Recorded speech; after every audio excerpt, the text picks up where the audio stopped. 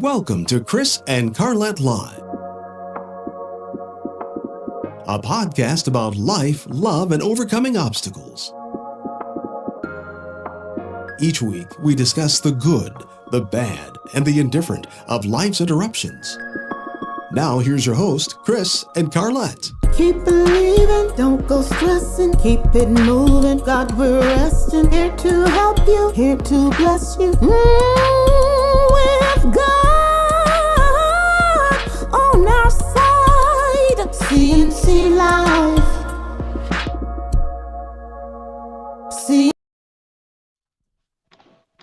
All right. Let me got some feedback, but we got that straight. All right, we are live on this Monday after Easter. You said Christmas. Yeah, I know. You know what? That lets you know our Christmas was good. We still talking about it in this April. Right. Looking forward to this Christmas. Yes. Don't know what we doing. Mm-hmm. Hey, I got some. Just so y'all know. Y'all help. Please. I've been addicted to these things. They're David, the brand Ranch Jumbo. But let's talk about that sodium level. Let's talk about what we did. No, I don't want to hold our guests. Our guests just chimed in, and I'm excited about this particular fella, if I can use that as a. And his hair looks nice, by the way, guys. Yes, wait y'all can't see it yet. I need to go ahead and share this to my page. I shared it to mine. Excuse me. And ladies, he is happily married, so don't come for me. Don't don't. DM me this one.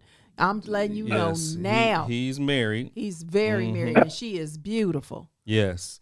Oh. Let me. We're gonna jump right into this. Yeah, but, the art but of hold acting. on. The art of acting. Here we go. Hold on 1 second. We're gonna play this. I want them shut down. Understand me? Shut down. It's time to escalate things rapidly. You know they're all jealous at what Hayabusa's already accomplished. Be sure to trumpet your success in your lecture tomorrow. I'm looking forward to it. I thank you. What's your interest in this case anyway? Why do you keep looking over there? See that guy? Guilty as sin. Walked on 7 counts. Walked each time. Made of Teflon. Makes me sick. You know what I'd like? I'd love to know. Just once I'd like it to be easy. I'd like to nail that prick dead to rights. Murder one. Everybody's an eyewitness.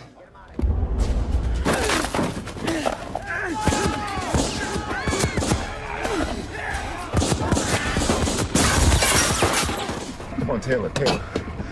Hey, knock the lights out here, oh man! Come on, Taylor, come on, man! Don't do this to me, man! I need you, we need you! I left the lights out, come on, man! We gonna make it, she's holding, baby! She's holding, man! Come on, Taylor, come on, man! She's holding, baby! Just stick with me, just do your job, that's all you got to do! That's all you got to do, just do your job, man!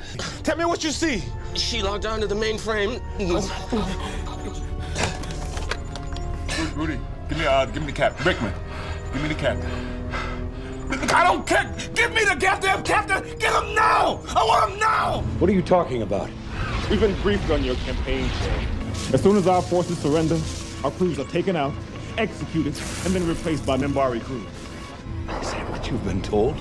It is, and I believe it. Then you're even dumber than you were at the academy. Who is that? Mackie? Mackie, is that you? Stand down. You won't be harmed. For someone who's made a career on the First Amendment, this would be a departure. This isn't about freedom of the press. That photographer is no journalist. Excuse me, sir. Do you plan to take a hard line on the victims? The victim? Yes, I'm going to be very gentle with the victim. My client. What's that in your eye? Excuse me? It's me. I'm in for a treat, aren't I? You have no idea. I had never challenged a white man before. But that day, something came over me, and I really didn't care what happened. I just knew that this man was not gonna hit this pretty woman one more time. Enough. Enough! I said enough. You want the knife? Huh? You want some of the knife? Huh? Yes. Huh? Bet you know how to use that, mister. You made a vow, a life for a life. Am I intruding? Shame on me. I'm keeping you from your friend. Oh, Rachel McLeod. Ajante. Your wife. No. Distant cousin. That's a long story. Yes, so many of them are. Where is she? You know, I actually wanted to kill her. I wanted you to feel what I felt.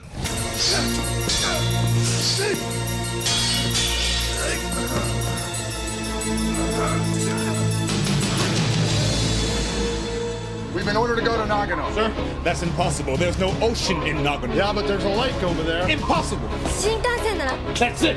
We'll go to Nagano by Shinkansen. Shinkansen? Oh, assessing the situation based on the... We're going up the river to Nagano! We must go by Shinkansen. Shut up! Captain!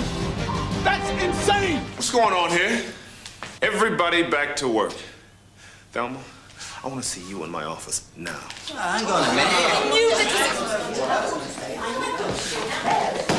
I just want to hear Thelma's side of the story.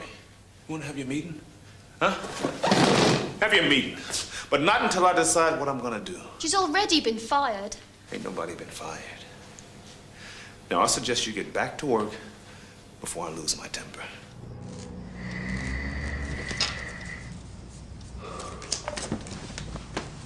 Wait a second. Shh. Did you hear that? Hear what, Jake? I didn't hear anything.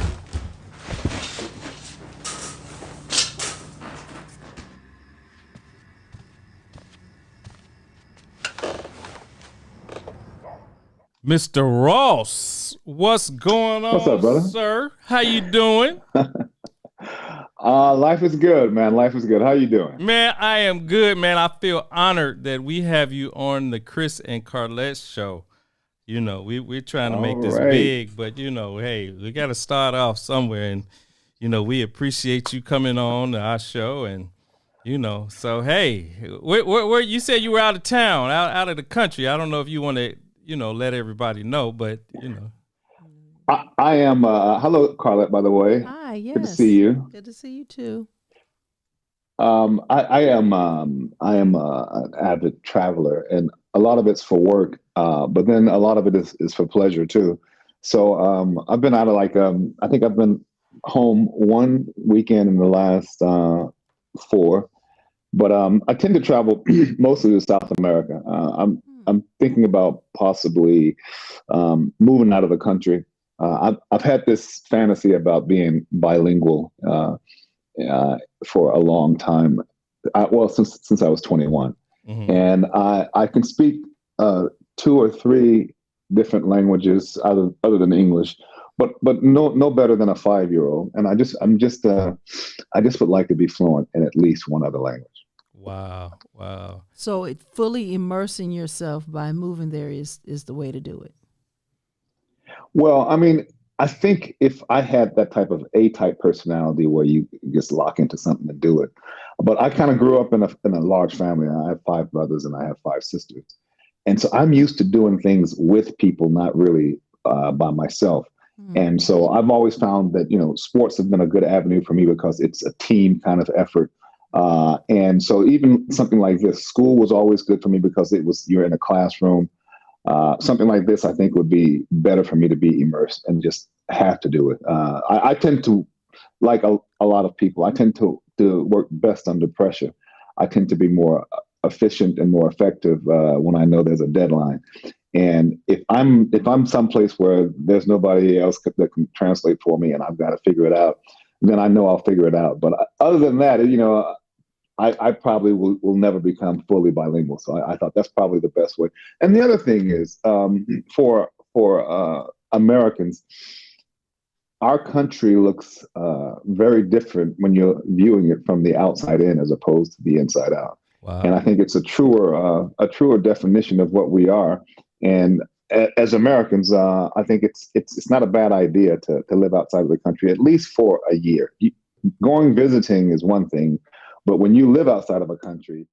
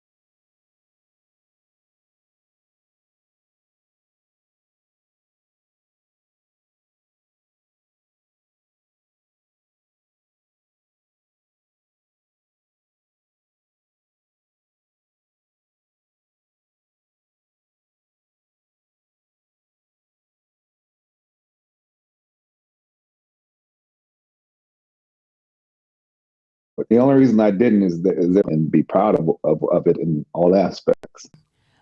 We had someone on. We had an actor. The only thing I had in my mind was respect. Some months ago, her opportunities are expanding and becoming more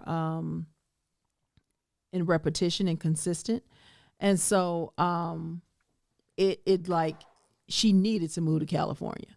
So, what is your perspective? Or do you want to do your history first, then your perspective? Well, I'll say this about acting. It depends on what you're talking about, what type of acting you're talking about. If you're talking about acting for the stage, it's one thing. I would say one thing. If you're talking about acting for the screen, I would say something else. If you're talking about acting in a drama, then I might say one thing. If you're talking about acting in a commercial, I might say something else. In general, I come from a very schooled background in acting. I got a bachelor's in acting, and then I went to UCLA, which was, I think, the #1 school at the time. And I got accepted into UCLA, and they only accepted 12 people in the world into this program, and I was one of the 12. And not only did I get accepted, but they made it possible because they offered me a fellowship. And the difference between a fellowship and a scholarship is they will actually pay you to go to school as an incentive for you to come there. And I was lucky enough to get that fellowship, and it was, I was your typical young boy who waits to the last minute to do things. And I had time to apply to 3 schools. The other schools I had picked had already expired. The time to apply had already passed. And I applied to UCLA, which was my favorite choice, and then realized that I didn't have the money to apply to the other. So I only applied to one school, and I managed to get in. And it was the best day of my life. So I graduated with a master's from UCLA. I worked in Hollywood, and I was fortunate enough to get. I started off in Young and the Restless, and I was a day player that they would reoccur. They would bring me in when one of the stars would meet up in the gym, and he didn't have a house at that time, and so they would bring me in as his friend in the gym. Then from there, I got cast in Hill Street Blues, and I was playing a gang member. Now, I'm originally from Chicago, so playing a gang member was not a difficult thing for me to do. I grew up with it. And but after I played Hill Street Blues, I think we did 4 episodes of that. The only calls I got was to play other gang members. And I understand at that time there weren't a lot of roles for young Black men. And I was very happy to be working, but I was very frustrated at the same time because I thought, I have a master's degree, man. I can do more than just play a gang member. And I love playing the gang members because I could plug right into it so easily.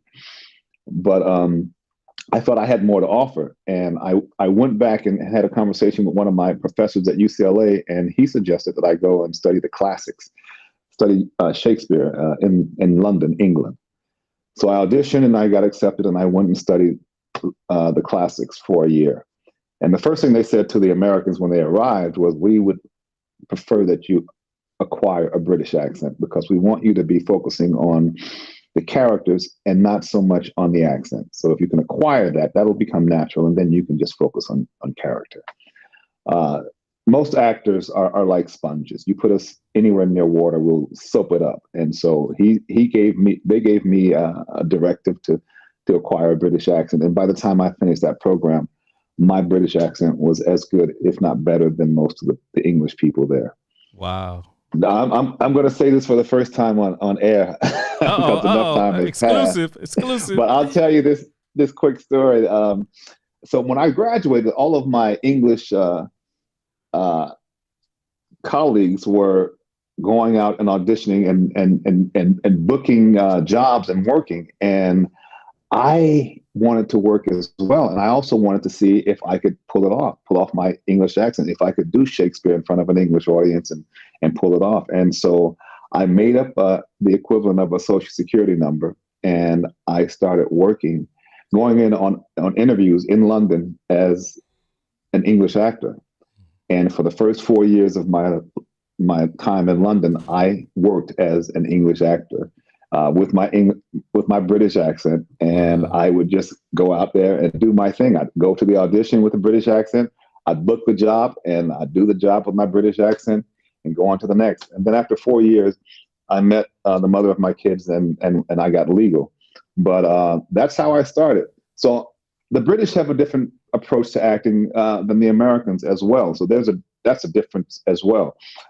In answer to your question, Carlette, I would say, for me, acting is being. Mm-hmm. And I put it that way because I wanted to be simple. I worked on a movie called The Dirty Dozen with Lee Marvin, and there was an actor called Ken Walls. Mm-hmm. Ken Wall had a TV series before or after he did this movie. I think he had already had a TV series. I'm not sure. But he's a big star. He was a big star. And he was very good. He was also very good looking Italian-American dude. Mm-hmm. And he was so natural in front of the camera that him and I were having a conversation, and we had a scene to do, and we were having a conversation in between setups. And then the director says, "Okay, we're going to shoot now." And he told us to stop talking. We get ready to shoot. And he goes, "Action!" And Ken started the scene, but Ken was so natural. He thought we were still talking and having our conversation. Oh, and he goes, "Cut! I said action." And Ken was like, "Those are the lines." And he goes, "Oh yeah, right." Wow. That's how natural Ken was. But Ken had never taken an acting lesson in his life. And I was under the school of thought that if you hadn't taken some acting lessons, then you really aren't probably going to be a good actor. And Ken was a really good film actor. Mm-hmm. Now, I don't think he would have done so well on stage, but as far as film, when you have to whisper, you whisper. When you have to shout, you shout. If somebody wants you to be something to be more dramatic, you don't have to really do a lot. The camera can just zoom in slowly, creep in, and all of a sudden it's more dramatic. Mm-hmm. And so Ken was perfect for a film actor. Mm-hmm. Now, if it comes to being on stage, if you have to do a stage whisper and you've got somebody 100 feet from you that has to hear that whisper, you have to know how to deliver a stage whisper, which means you have to sound like you're whispering, but at the same time project so that someone 100 feet from you can hear exactly what you're saying. So the technique really does kick in. It's a different type of technique. Mm-hmm. On film, people think that film is just being. Well, no, it is being. But when you learn your lines and you walk on set, and then the director tells you, "Okay, on that line, I want you to hit this spot," and there's a little square where you have to hit that spot so that the light can hit you the right way. And then after that, I want you to cross over to here. Now you're having to remember your lines, also remember where you're supposed to be, your blocking. And a lot of people can lose their performance because they're focusing on the technical aspect of filming. Mm-hmm. So it does require a certain amount of technique as well, but it's a different type of technique as opposed to stage. Mm-hmm. So would you say that acting is a technique, but is it like an art? Would you consider acting an art? I guess, are they one in the same, interchangeable? I definitely think it is definitely an art, because what you are doing is you are creating a moment of belief that you are actually happy, or you are angry, or you are frightened, when you're not frightened or happy or angry. Mm-hmm. And I've watched actors that hate each other and go on stage and do a performance where you would think that they're in love with each other. So there is the art of acting. It is an art form, no doubt about it. Wow. Which is why even if for my master's is a master's in fine art. Mm-hmm. Wow. One thing I can say, when a character make you mad or they make you happy, but really when they make you mad and you don't like them, even after the movie is over, I always tell people they did their job. Mm-hmm. Because I don't like them. And you have to hate you. I mean, the best moments I've had on stage is when I've done plays and I've heard people go, when he walks on stage, if I'm playing that type of character, then I know, okay, I got him. Wow. Yeah. So you and I had a chance to work together on a project called The Silent Killer, prostate cancer in the African American community. And this is the first time that, I've actually been in your presence, other than seeing you like in Aliens and stuff like that. But when I saw the way you got information out of people, it was very intriguing. And just the way you acted within a documentary. I mean, I'm like, man, this guy got the goods, man. And it was a couple scenes where, and I'm not making light of this, y'all, but it was one scene where we were in the church and the lady you were interviewing, she started to cry, and you paused, and that built up that emotion within her to make her cry. And, you know, afterwards we talked about it, and you said, you know what, you just got to let it rest. You got to let it pause. I forgot what kind of, I don't even know if you named it something pause or whatever, but that was so like, man, that's so true. So now I use it when I interview people. Sometimes I just pause, you know, I tell people to pause just to hold on so we can get that emotion out of it, you know. So I thought that was very, very enlightful and intriguing to me, as well as it was another part of the story, the documentary, where you began to cry. And I'm like, man, is he acted or is he truly touched? So I'm like, I do remember both of those incidents, as a matter of fact. And addressing the first one, when I started interviewing these people, I felt I knew after a few interviews how I could direct them to go where I wanted them to go. And I knew that, you know, this is a very important issue. And most people, when they sit in front of the camera, they want to be their best, look their best and all that. When you cry, you don't look your best. Mm-hmm. And I know we wanted some of those emotions in there. Mm-hmm. So when I asked her certain questions that I knew would pull that type of emotion, I knew that if there's a silence there, and if it's an uncomfortable silence, a lot of people will just jump in and start talking just to cover up the silence. Mm-hmm. But I knew that very silence is what's going to allow those emotions to come out. And I wanted to let it breathe. Mm-hmm. So I did not interrupt that silence. Mm-hmm. And I let those emotions come out. And once they start coming out, it's hard to turn them off. Mm-hmm. Now, to the second part about when I was crying, I said acting is being. Mm-hmm. So we're there and I am interviewing her and I am getting involved into her story, personally involved in her story. And she becomes moved and I become moved by it as well. Now I could stop myself from that, but there's no reason for me to stop myself. I'm in it now. I'm in it. And I am thinking in the back of my head, I am third eyeing what's best for this project. And I thought what was best for this project is for me to just let myself be real at that moment. Mm-hmm. And if it came to tears rolling down my face, then so be it. And that's what happened. And then she ended up handing me the tissue. I'm saying I'm interviewing you, and you handed me tissue. But it was a beautiful moment, and that whole documentary was it was a special kind of a project for me, because besides it being something that I thought was very important and that needed to be addressed, I had never met anybody who had a prostate issue. So this was all very new to me. The whole conversation was very new to me, and I learned a lot from it.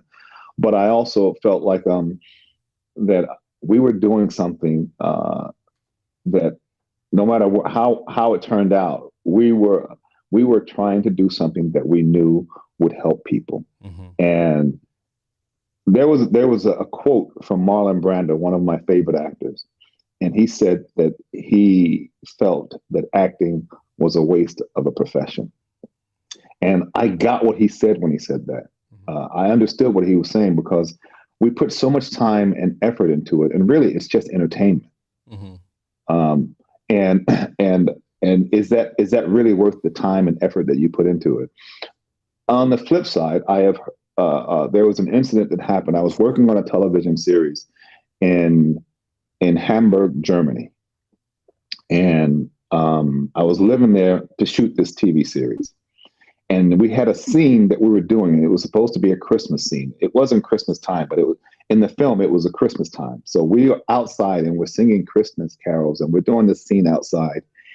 And the director says, "Cut."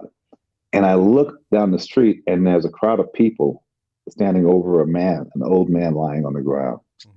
And so they're changing the setup, and I go over to see what's up, and I go there and I see that this old man is lying down there with his eyes bulging out, and he looks like he's dead.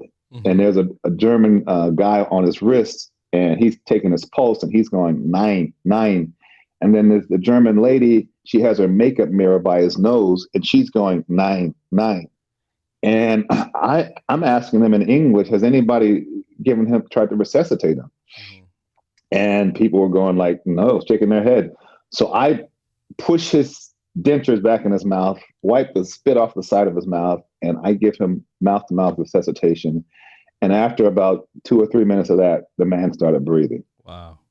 And it was the craziest thing ever. He started breathing, and then I started shouting, has anyone called 911? And they said, yeah, they had called. And as I'm talking to them, he stopped breathing, and I had to repeat the whole thing. And I got him breathing again. And just as I got him breathing the second time, the ambulance showed up. They take the man, they put him inside the ambulance, and then they don't go. And after a couple minutes, we saw the ambulance start to shake as if they were, I don't know, maybe doing the chest things. I don't know to resuscitate him again. So about this same time, the director goes, okay, let's get back to shooting. And I was very disturbed because I felt like I wanted to know what was happening with this man. This is real life. And this director wanted to go back and have me do a scene where I'm happy and celebrating. And I was emotional at the time. It was a little bit too overwhelming for me to go back and shoot this scene where I'm having fun when this guy, the ambulance hasn't even moved yet. And the director says, listen, Ricco, we have to shoot this scene. And we're running out of daylight. And he says, let's do it, a celebration of life, make it work. And so I had to take that and run with that, and we had to shoot that scene. And so when that movie comes out, you will see me having fun, but I had to kind of work it so that I could find a way to justify me celebrating. I later called. I didn't call for 3 days, and I didn't call for 3 days because the reason why I was going to call those first 3 days were for the wrong reasons, and those reasons were I was doing the math in my head. And I was thinking, this guy is an old dude. I bet he was around the time when there was all the Nazi stuff going on. And what was his side? What was he a part of that? Was he on it? I want him to see that a black man saved his life, and it was all about me. And so I didn't call because I knew I was calling for the wrong reason. And then one of my co-stars asked me how the guy was doing. I said, I don't know. I haven't called. He goes, why haven't you called? I said, and I told him why. I said, I don't think I'd be calling for the right reasons. And he says, listen, Ricco, you saved that man's life. The man probably would like to thank you. And why don't you just give him a call and find out if he survived? So I called up, and they said that he's doing well, and that he was doing so well that his son had just picked him up a couple of hours before I called. Wow. And that was the end of that. But when I was telling my friend that I was complaining about that the director wanted us to go back to acting, I said, and this is bullshit, man. This is just pretend.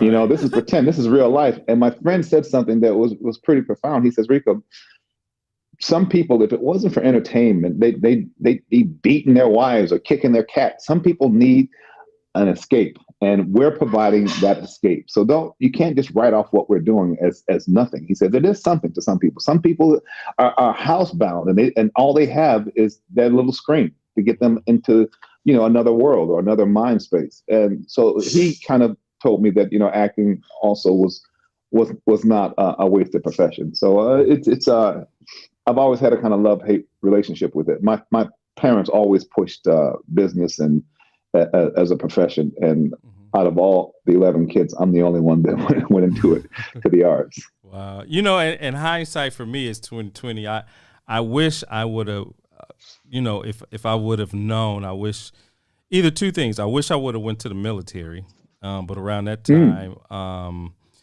wow, the Gulf War was starting. But I could have gone to Air Force, so I could have went that route. Or either I wish I would have known about the UCLA and LA Film School and Full Sail, so that I could craft, because I like to be behind the camera as far as doing what they call DP, which is director of photography, for those of you all that don't know. But I wish I would have done and honed in on that skill more, and that art of creating the image and bringing that image to light on film or now digital, so I wish I would have done that, as well. But let's dig in a little bit more. Let's go to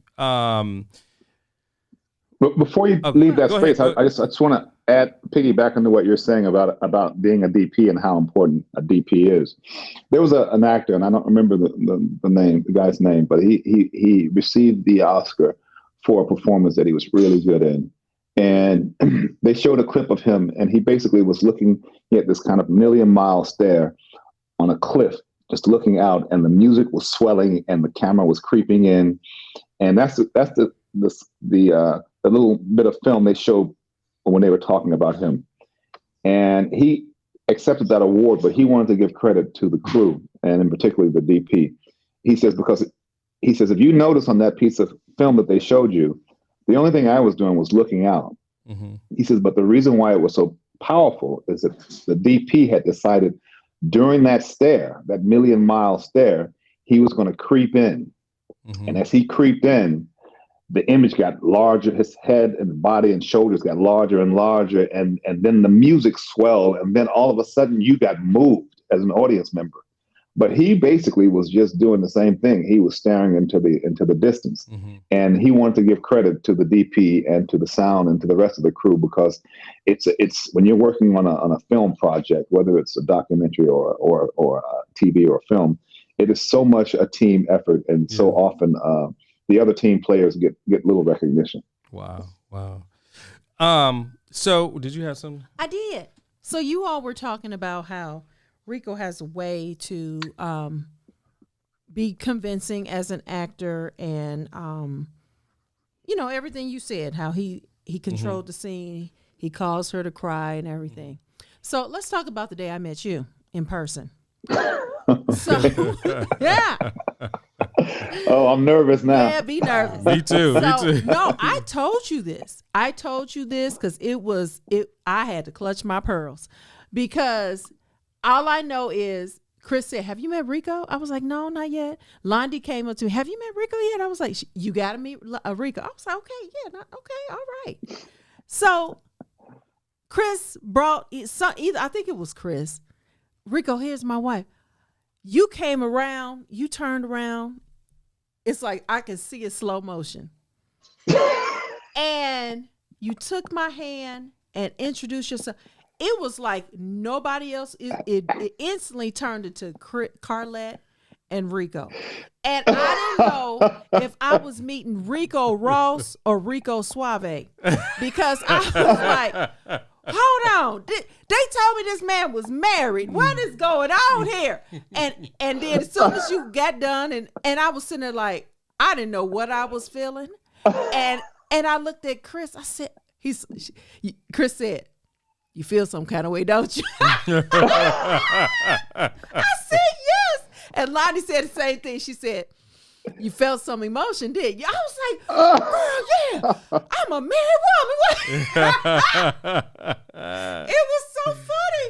I was like, but it lets me know you make everyone feel special. You make the women feel very good for the moment. But you're not cheating. You're not flirting. I don't know if it was Ricco Ross or Ricco Suave or Ricco whoever, but I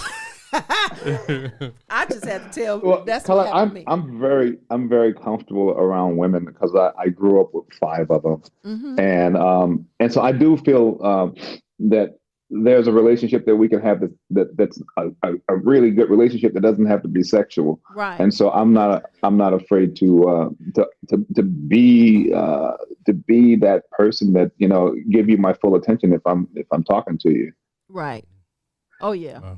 Well, it was the attention, it was the hand, it was the way you looked in your eyes. I was almost like, hi, I'm Ricco.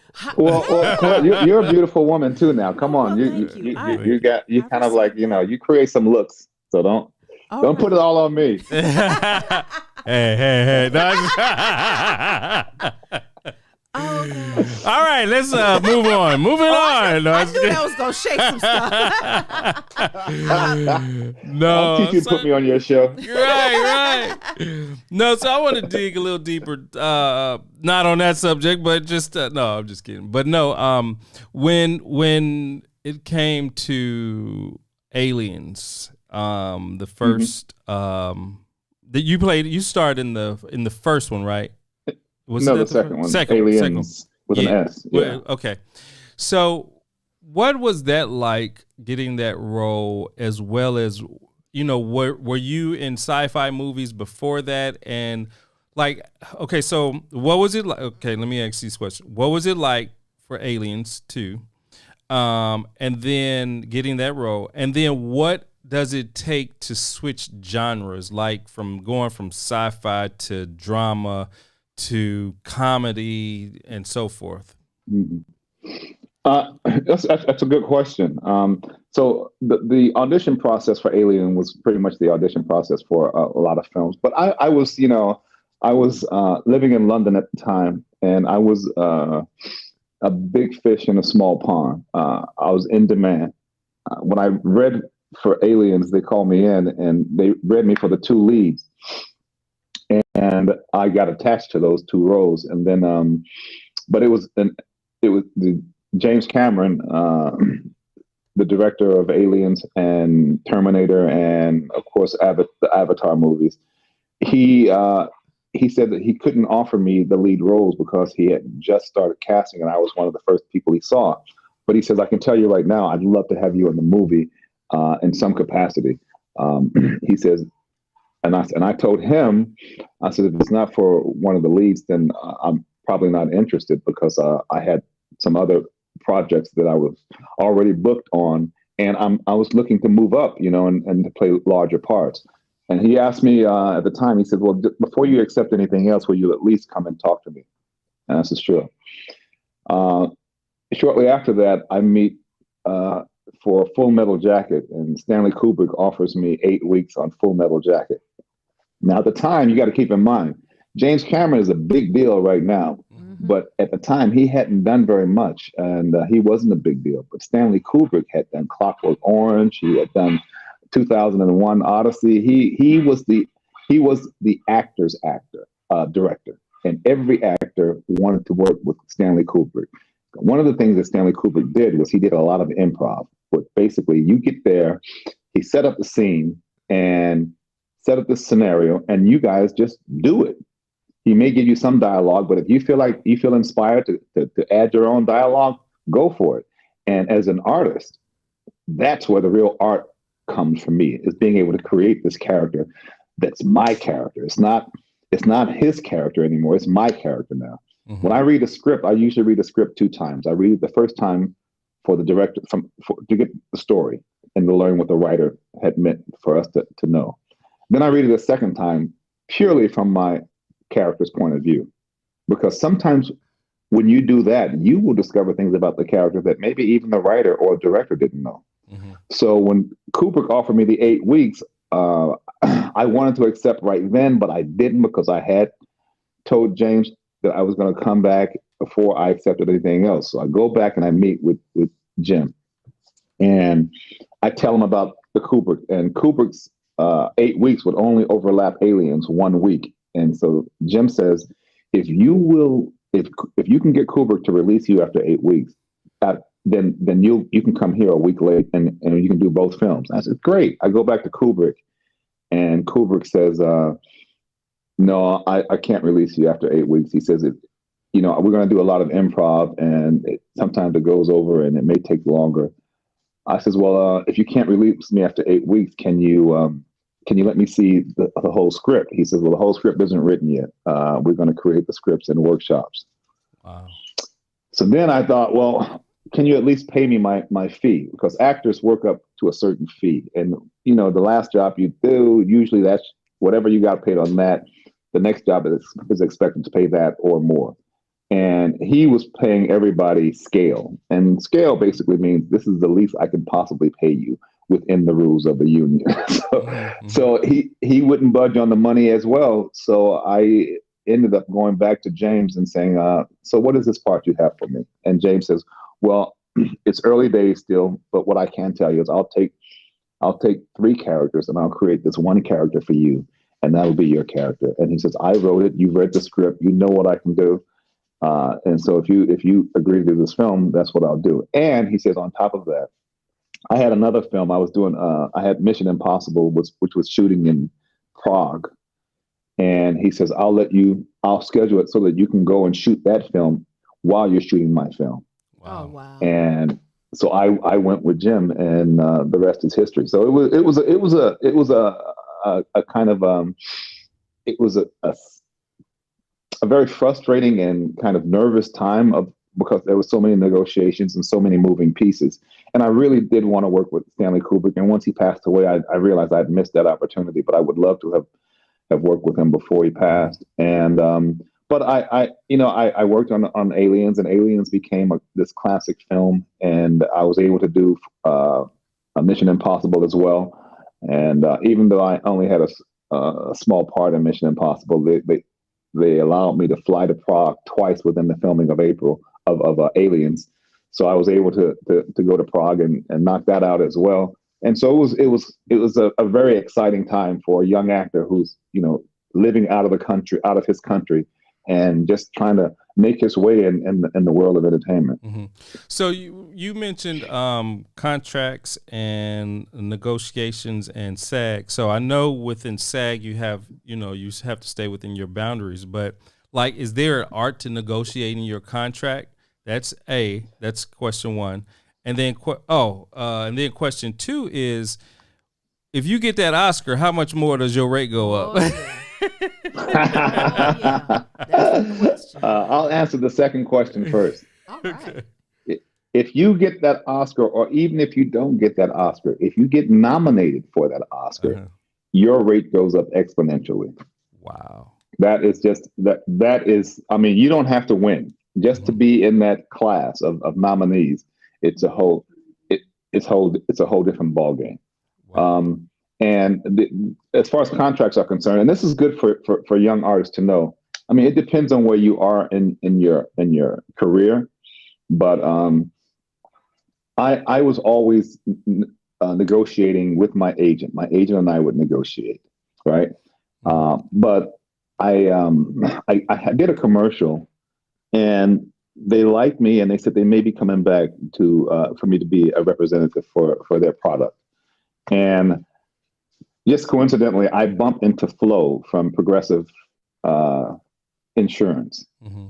And I tell her about this, that I may be going back. And she says, well, if you do go back and negotiate a new contract, get a lawyer to do it, because the lawyer will do much better than your agent. Because your agent often just wants you to get the job. The lawyer's job is to make sure the contract benefits you.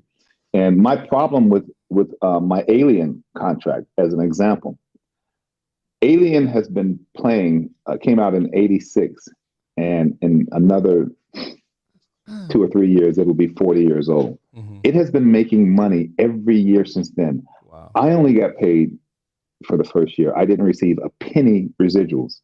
The first year alone that the video came out made more than any video that had ever come out before.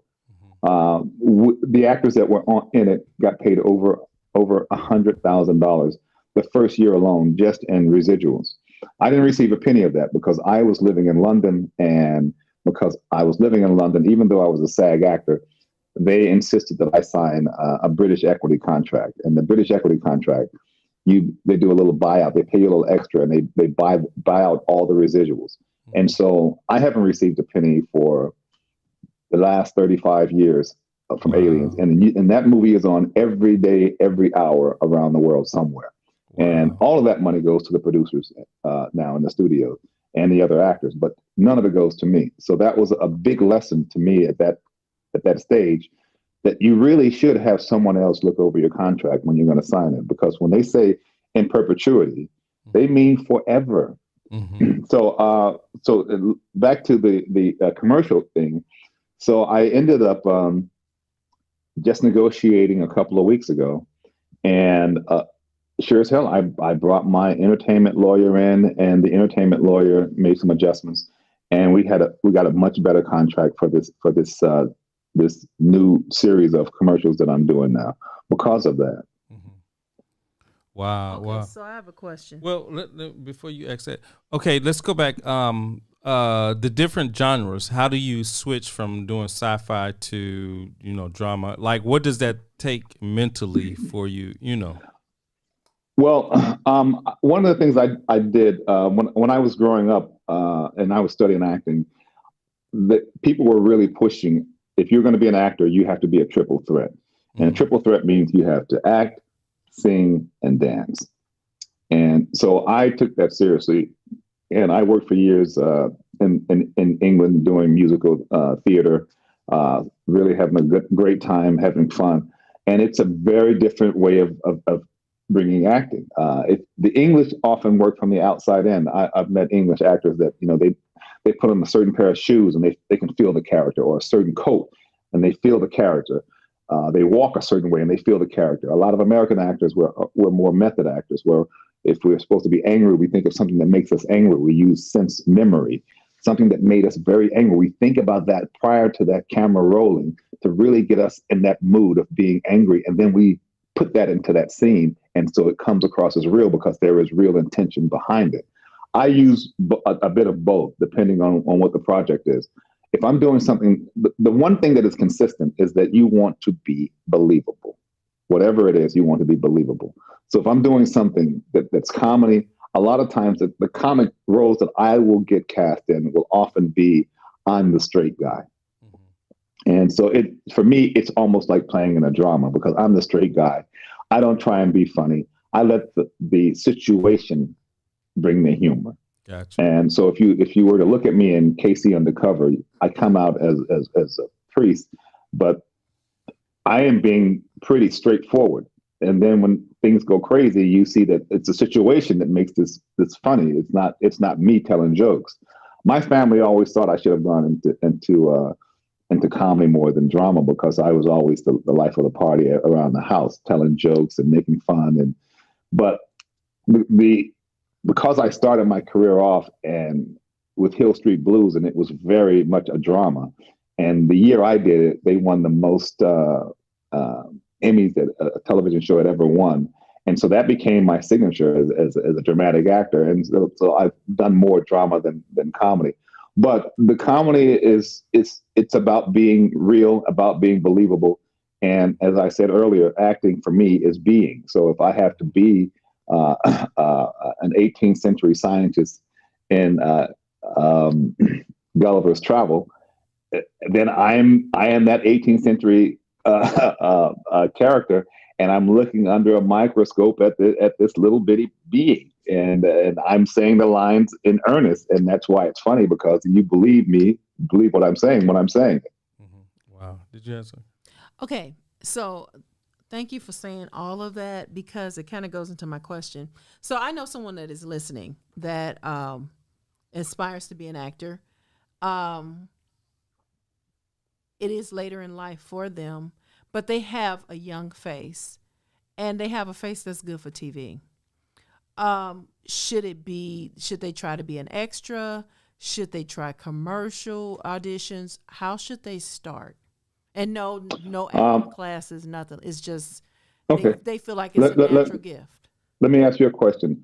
Are they a person of color, or are they white? Color. Okay. The first thing I would say is this. There has been no better time in the history of Hollywood for people of color than there is today. If you look at television in the last 5 years, you have seen a huge change in diversity on the screen. I remember when I did the dating game, and when I went on the dating game, they had 3 girls and they were all black girls, and I said, "Is there a reason why you mix it up like that?" He says, "Oh, we can't have interracial." At that time, he says, because it would be good in LA and New York and Chicago, but the rest of the country would go crazy. And I said, by giving in to that type of view, you perpetuate that type of view. And so there was a period, I think you guys recall, there was a period where it was 2 years in a row, it was hashtag Oscar So White. Yes. And that was because there had been not a single person of color even nominated for an Oscar. After those 2 years, I joined SAG-AFTRA, and with one goal in mind is to create diversity on the screen, because I know how powerful that screen is. And I spearheaded the changes a lot of the changes that you're seeing today. Me, the president of the OCC. She is now the president of SAG-AFTRA right now. And another lady named Beta, who was on the national board. The 3 of us got together and we changed the language. And now when you go in castings in Hollywood, there's a paragraph that says that we welcome all sexes, races, handicap, that whole language. We put that language in there to encourage casting directors to at least put people of color in the room, put women in the room for lead roles that are often men roles, to consider handicapped people for roles that you might not have been written that way. And my concept is that it should be that Hollywood had been based on a 1950s idea of family, which was a white kind of middle class family. So all the stories were that, and it hadn't really changed. And I said, it shouldn't be, when you cast a film, it should be based on talent. Whoever walks into that room and they shine, then make it fit. Mm-hmm. I did a series of commercials with Matthew McConaughey for Lincoln, and the director told me this after we were on our second commercial. He says, when we first went to cast this role, we were looking for a Russian or an Englishman to play your role. But you walked in there and you did your thing, and the director said, "That's the guy, make it fit." And because they hired me, there was a scene where we had to, I wanted to do some card tricks because we were playing a high stakes poker. And I could kind of do the card tricks, but I couldn't do them well. Within hours, he had hired a young black card specialist to come in and be my hands. So now he got the job because I got the job, and that's the way it works. And so, the thing is that we made an effort to bring diversity. We were able to pull it off to a point where we couldn't mandate it, but we at least had the suggestions that would remind casting directors every time they cast a role to consider these other people. And even though the default had been in the last 100 years, white, the default had changed to talent. Mm-hmm. So I would say to your friend, it doesn't matter that you haven't had any lessons. It doesn't matter that you may be 40 or 50 right now.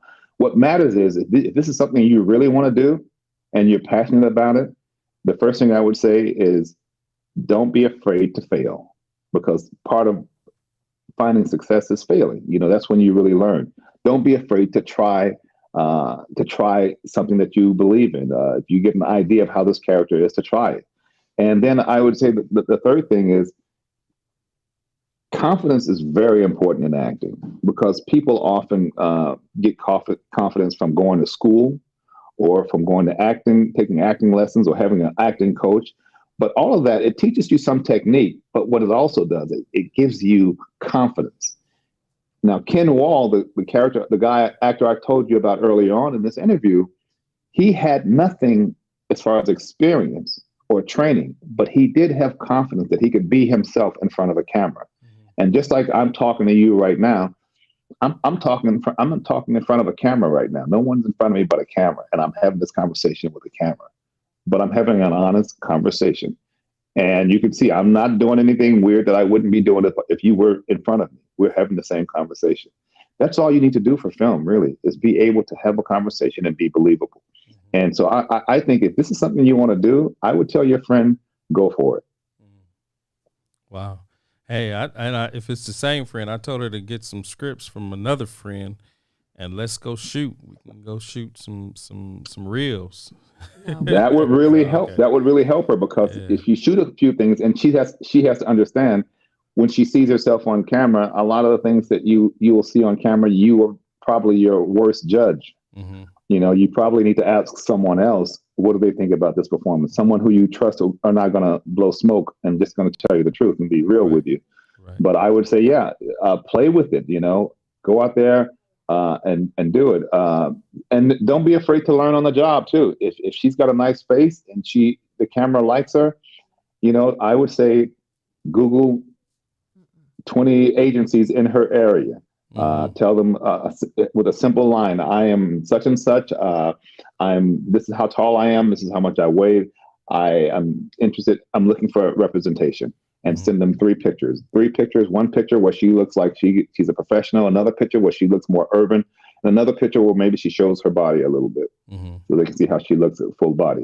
And if somebody calls you in, if 3 people call you in out of those 20 emails, if 3 of them call you in, 2 of them are going to want to take you. You just have to go in there and not mess it up. and then there's nothing wrong with learning on the job. You can go in there. If you can talk in front of a camera, just like you're talking to another person, then you can be an actor. Yeah. For me, it's like when I'm being interviewed, I feel more comfortable in back of the camera than I do in front of the camera, because like if someone's interviewing, I'm messing up. I'm all over the place. I know, I'm like, right? man, but I do better in back of the camera. But did you have something? No, I'm very comfortable in front of the camera. Yes, we know. Very. We know you. It comes across. I was looking at you guys' stuff, and it comes across. And you remind me a little bit of Tabitha. Tabitha Brown? Yes. Oh, that's a compliment. Oh, honey. No, because you have that same kind of energy, that kind of feel where it's real. You're not performing here. This is you're just being yourself, and it's very comforting. Oh, thank you for that. I appreciate that. I know the hour's late, Ricco, and we appreciate you. But do you have any final last words, final last tips about the art of acting?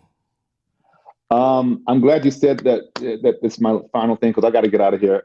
The thing I would say, that it's like anything else. If you really feel like this is something you want to do, then I would say do it. I would just say that going into it, that there's a lot of rejection in this field. There's a lot of no's. When you walk in there and you do your thing and you walk out and you don't get the job, that's a no. What I do is I focus on the things I can control. I can't control who else goes in there or what they're going to do. What I can control is I can be prepared. I can go in there and do my thing, because that 5 minutes that they give me, they're there to see me for those 5 minutes.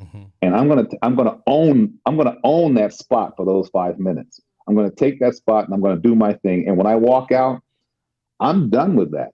If I get a call back later on, then I'm happy. But if I don't get a call, I'm on to the next thing, because I can't control that. I've done parts. I've auditioned for parts where I've later found out that somebody's uncle got the part. And it wasn't because he was better than me, but because he was the uncle of the producer. And I can't control that. What I can control is do a good job. And I've done jobs where I've gone in and I've done a great job in an audition, haven't gotten the part, but I've been called in for something else. And I'm like, where do you know me from? And they go, oh, you auditioned for us for such and such. And the director remembered you. So I would say to inspiring actors, your job is to focus on the things that you can control. And what you can control is you can be prepared, you can show up on time, you can go in there and own that time that they give you. And what I mean by own that is don't give them their version of what your version of what their version might be. You have to make some decisions of what this character is like. Go in there and give them your true versions of what you think this character is like. You may be wrong. and you may be way wrong. And the director may say, that is completely wrong. I want you to do it this way. Now you know that was wrong, and now he's giving you a second shot at it. Wow. And that's a good thing. You may go in there and do a great job at the first shot of an audition, and the director might go, you know something, I want you to do it this way. And he may just be saying that because he wants to see if you can take directions. He may love what you have just done, but he wants to see if you can take directions. So he's asking you to do it someplace completely different. And you can get into your head thinking, oh, well, he didn't like that. And so my point is confidence is a very important thing. You have to have tough skin, and you have to walk in there with a certain amount of confidence that I'm prepared. This is the way I see the character. It may not be what you see, but this is the way I see it, and this is the honest way I see it. And boom, you know, that's what I got for you. Mm-hmm. You want to see something else? Let me know what you want to see. Right. And what can we see you coming in? What can we see you in the next couple months? You got anything coming out? I just did 4 more commercials for Realtor.com, so they'll be coming out. I have a 3-part TV movie called Lucky. I play Mr. Lucky, and my daughter is a detective. She's solving crimes. And I have a movie called I Left My Heart in Colombia coming out, where I play a guy who's kind of like half drug dealer, half pimp. Oh wow! And I'm reoccurring on General Hospital as Dr. Robinson, and I am also reoccurring on P-Valley, which if you guys haven't heard about that, you should want to take a look at that. It's a very different kind of role, and I play a character that they say he's half pastor and half pimp. Oh, wow. Okay. All right, man. Well, I know your time is valuable, and we appreciate you coming on the Chris and Carlette live show. I was going to say go ahead. We know one of the makeup artists on P-Valley. Oh, do you? Who? Yes. And the name just escaped me. Oh, no problem. Raquel, Anyway, Raquel. It's a great crew, and that's one of the things I like about this show is that it is a show that's a great example of Black excellence, and particularly Black female excellence. Raquel Coffee. Raquel Yep. Coffee. Yeah. Yep. Okay. All right, you guys. I got to run out of here too. All right, man. We appreciate you. Tell the wife I said hello. All right, we'll do. Okay. All right. Goodbye. Bye-bye. Goodbye. Bye-bye. Bye-bye. Wow, that was good. That was a good interview. And we are being bombarded by my daughter, who doesn't know that the camera is still on. Camera is still on, and she is talking about decorating her room with unicorns. And she wants to decorate. So we had a chance to go to Florida this past week. We went to Disneyland, Disney World. We went to Boca Raton. We went to Miami. And let's see here if I can not mess. There we go. That's us. What's with all the sunflowers? That was at the restaurant we went to. We had to use the restaurant. We had to use the bathroom. Oh, that's right. Yeah. We were on the Strip in Miami. Yeah, there we go. That's us and some friends at that's us and some friends in at Disney World. We just walked in. That's my daughter and the young man that went with us, and Evan. Just wanted to, yes. So we also went to. This is at the. Where is that at? Oh, that was one of the Star Wars things. Yep. And then this is Mickey Mouse. If you can see him in the foreground, I guess that's what you want to call that. And that's them looking at it. And this is us as we're exiting out the park. We had a great time. We had so much fun. It was just phenomenal what we experienced. We had a little R&R too, despite Carlette having to work. So we thank the Lord that she is able to be mobile. All right, y'all. So next week, we possibly, drum roll, may have Dietrich Haddon on. I'm trying to book Dietrich Haddon on our show for next week.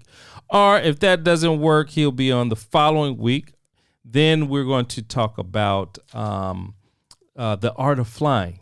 So we're going to have an actual Black African-American pilot on our show to talk about the art of flying. All right, as always. I'm trying to see what Terrell said. Nothing. Just Oh. All right, praise the We're Lord. going to call you after once the show ends, Terrell. All right, y'all. Take it easy. We will see y'all next week. Carlette, you want to close us out? Hold on. If y'all know anybody that works for XM Radio, Urban One, we want to be on their show, on a Saturday show. And this is my daughter. She wants to be seen on the show. But if you know anybody that works for XM, Urban One specifically, please feel free to get in contact with them. Another station. Or whatever. If another opportunity. Just want XM Sirius Radio. And you're on live TV with your pajamas on. Okay. Oh, my God. So we love you all. Love and you. Listen, go subscribe on YouTube because Facebook is... We won't be going live on them soon. Go to subscribe to our page, Chris and Carlette Live on YouTube. Subscribe and hit the bell for notifications. Listen, we love you. We appreciate you. Go and pray. Seek the face of God. As you know, we had another shooting today in Louisville, Kentucky. Our family was fine there.